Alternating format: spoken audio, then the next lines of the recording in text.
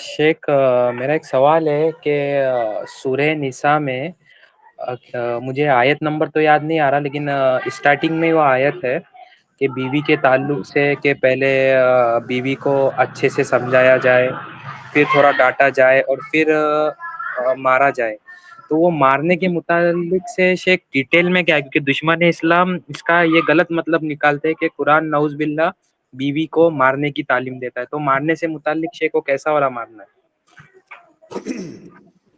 देखिए, ये आयत नंबर 34 है, सूरह निसा की आयत नंबर 34 है।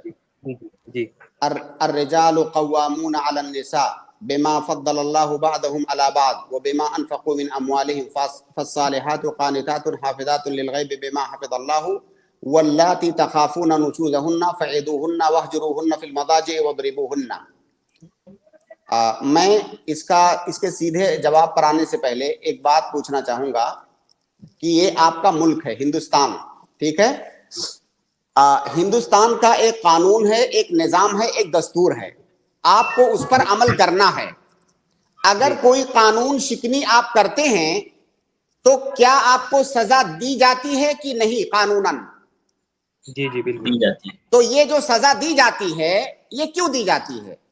इसीलिए दी जाती है कि समाज में कोई खराबी ना आने पाए, समाज का इस्लाह हो, अमन शांति बना रहे, है ना? सजा इसीलिए दी जाती है।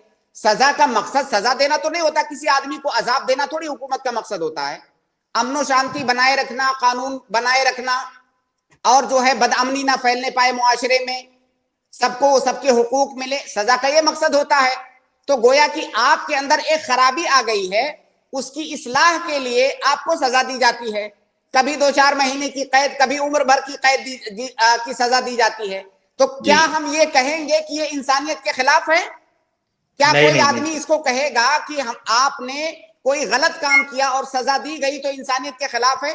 भाई, इसके आगे क्या क्या होता है, पुलिस वाले क्या क्या करते हैं वो आप नहीं जानते हैं, वो क्यों करते हैं?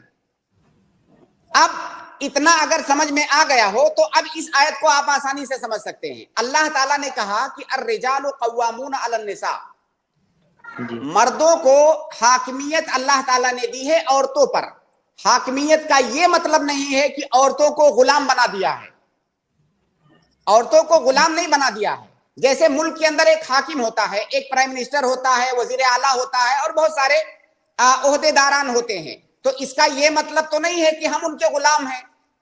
हम उनके गुलाम नहीं हैं, उनको हाकिम बनाया गया है ताकि मुल्क चल सके। इसी तरह से वो घर चल सके, वो खानदान चल सके, उसमें एक आदमी का हाकिम होना जरूरी है। जिस मुल्क में कोई हाकिम नहीं होगा वहां अनारकी होगी, जिस खानदान में कोई हाकिम नहीं होगा वहां अनारकी होगी। तो उस खानदान का हाकिम मर्द को बनाया गया। जाहिर है एक को तो बनाना जरूरी है, आप चाहे मर्द को बना लो या औरत को बना लो। औरत को अल्लाह ताला ने हाकिम नहीं बनाया, क्योंकि बहुत सारे उसके असबाब हैं। हर अक्लमंद इंसान समझ सकता है कि औरत को हाकिम क्यों नहीं बनाया गया। तो उस घर को चलाने के लिए एक हाकिम की जरूरत है। अल्लाह ताला ने मर्द को हाकिम बनाया, और ये हाकिम बनाना जहां एक तरफ उसके लिए शरफ और फजीलत की बात है, वहां दूसरी तरफ ये जिम्मेदारी की भी बात है। ऐसा नहीं कि उसके सर पे ताज पहना दिया गया है, अब बस तुम हाकिम हो, ऐश करो। ऐश करने के लिए हाकिम नहीं बनाया गया है। हाकिम बनाया गया है घर का बोझ उठाने के लिए, जिम्मेदारियां उठाने के लिए। वो जो औरत है, जो उस घर के अंदर बच्चे हैं, जो दूसरे अफराद हैं, उन तमाम की जिम्मेदारियां उठाने के लिए हाकिम बनाया गया है। और उस घर की देखभाल, घर का निजाम कानून सही से चल सके, इसलिए हाकिम बनाया गया है। तो मर्द को हाकिम बना दिया गया घर का।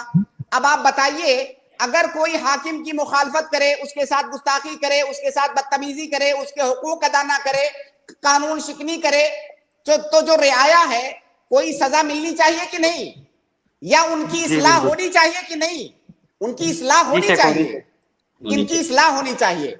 उसी इस्लाह अल्लाह ताला ने कहा वल्लाती तखाफूना नुशूज़हुन्ना, वो औरतें जिनके बारे, जो औरतें जो है गुस्ताखी पर उतर आए, नाफरमानी पर उतर आए, बदतमीजी पर उतर आए, आपकी बात ना माने, आपके हुकूक अदा ना करे, मुल्क का जो खानदान का जो कानून है उसको फॉलो ना करे, तो क्या है? फ़एज़ूहुन्ना। शरीयत ने नहीं कहा कि डायरेक्ट चढ़ दौड़ो और उनको मारने लगो या उनको कैद में डाल दो। شریعت نے کہا پہلے پیار سے سمجھاؤ, نصیحت کرو. ہم جیسے ابھی ملک کا قانون ہے, آپ نے کوئی غلطی کیا تو سمجھائیں گے نہیں, آپ کو ڈائریکٹ سزا ملے گی. یہاں پہ پہلے سمجھایا جائے گا, آپ ان کو سمجھائیے, اور یہ سمجھانا اصلاح کے لیے ہے, سمجھائیے. لیکن بہت سارے لوگ ایسے ہوتے ہیں جن کو سمجھانے سے بات سمجھ میں نہیں آتی ہے, چاہے جتنا سمجھائیے. اسی لیے شریعت نے پھر اگلا آپشن رکھا کہ سمجھانے سے بات نہ بنے تو کیا کرو, کیا ڈنڈا لے کے مارو؟ نہیں, پہلے سمجھاؤ.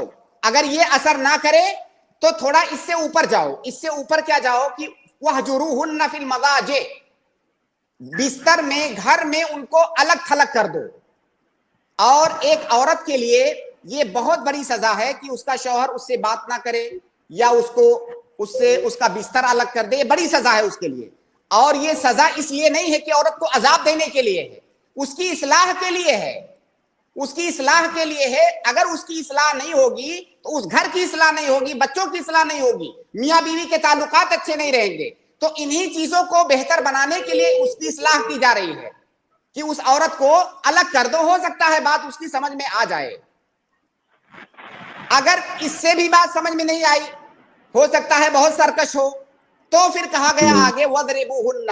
اب مطلب جیسے عربی میں ایک کہاوت ہے کہ آخر الدواء القی, جب کوئی دوائی کام نہ کرے تو پھر زخم اتنا گہرا ہو گیا ہو, کوئی دوا کام نہیں کر رہی ہے, تو اس کو آگ سے داغا جاتا ہے. عربی میں کہاوت ہے آخر الدواء القی, داغنا یہ آخری دوا ہے. تو آخر میں کہا گیا کہ مارو. لیکن یہ مارنا کیسا؟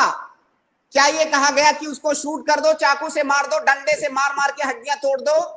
نہیں, یہ نہیں کہا گیا. اس کی تفسیر آپ پڑھ ڈالیے تمام مفسرین کے ہاں, تمام مفسرین آپ کو یہ کہتے ہوئے ملیں گے کہ مارنے کا مقصد صرف یہ احساس دلانا ہے کہ آپ اس کی تعذیب کر رہے ہیں, بس. اس مارنے سے پہلے بات تو چہرے پر نہیں مارے, جسم کے کسی اور حصے پر مارے, اتنا آہستہ سے مارے کہ اس کو زخم نہ آئے, چوٹ نہ لگے زیادہ. بعض علماء نے, بعض مفسرین نے لکھا ہے کہ جیسے مسواک ہوتا ہے نا, مسواک کتنا بڑا ہوتا ہے, اتنا بڑا مسواک ہوتا ہے, مسواک جیسی کسی چیز سے مارے. بعض علماء نے تو یہاں تک لکھا ہے شیخ کہ جیسے کپڑا ہے, آپ جو ہے کپڑا رومال وغیرہ رکھتے ہیں, تو رومال سے اگر کسی کو ہلکا سا مارا جائے تو کیا اس کو چوٹ لگے گی؟ چوٹ نہیں لگے گی, لیکن وہ چوٹ دل پہ لگے گی کہ مجھے مارا, جسم پر چوٹ نہیں لگے گی. تو اس طرح سے مارنے کے لیے کہا گیا ہے, اور اس کا مقصد یہی کیا ہے, وہ جو جذبات ہیں ان کو چوٹ پہنچانا تاکہ اس کی اصلاح ہو سکے, اس کو یہ احساس ہو سکے کہ میں غلطی پر ہوں, میرا شوہر ناراض ہے, اس ناراضگی کا اظہار کر رہا ہے.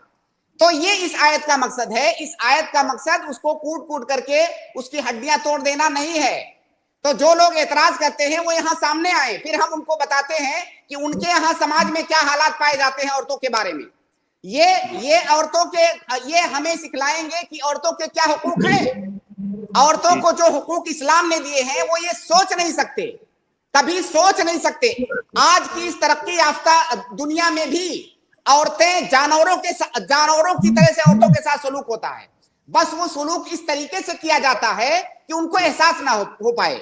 بھائی یہ لوگ ہمیں حقوق سکھائیں گے, عورتوں کو ننگا کر دیا ہے انہوں نے, بازاروں میں شو پیس بنا دیا ہے, بکنے والی چیز بنا دیا ہے, اور یہ آئے ہیں ہم کو قرآن کی آیت کی تفسیر سکھانے کہ عورتوں کو اسلام مارنے کے لیے کہہ رہا ہے. ارے وہ مارنا کیا ہے, وہ تو پہلے سمجھو کہ اس مارنے کا مقصد کیا ہے اور مارنا کب ہے.